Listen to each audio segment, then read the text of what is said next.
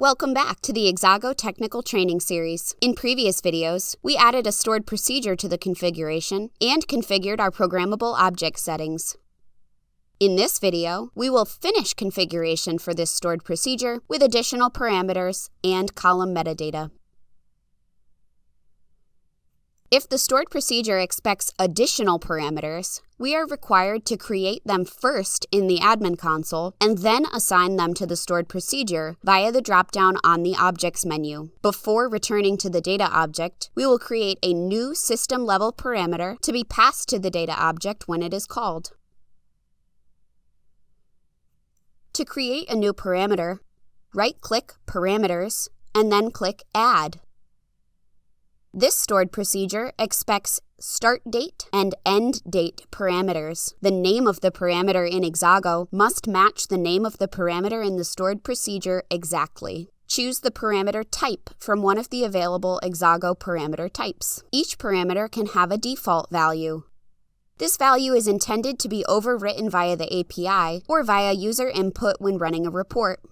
To allow users to interact with this parameter and supply values when calling the stored procedure, hidden must be set to false. Prompt text can be supplied to be shown to the user when calling the stored procedure or when using the parameter directly on a report. Parameter dropdown objects allow the assignment of an optional data object for populating the parameter as a dropdown selection list.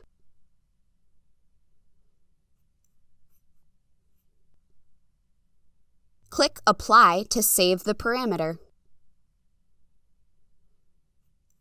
Returning to the data object, we will add the parameters to the stored procedure. To do so, click the Parameter menu on the Data Object menu and click Add twice. Choose both of the system parameters to add to the data object. The parameters must be listed in this menu in the exact order the stored procedure expects them. Then, we can continue our configuration and choose a unique key as well as create metadata for the object.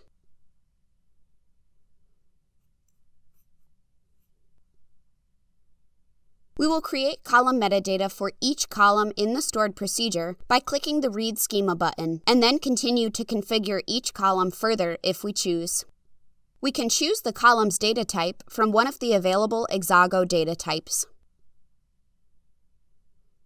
Columns may also be disabled from filtering, sorting, or even visibility in the user interface via these dropdowns. Like a data object alias and description, a column alias and description sets the name and description of the column as it appears to users on the front end. The sort and group by value tells Exago how to sort and group this column.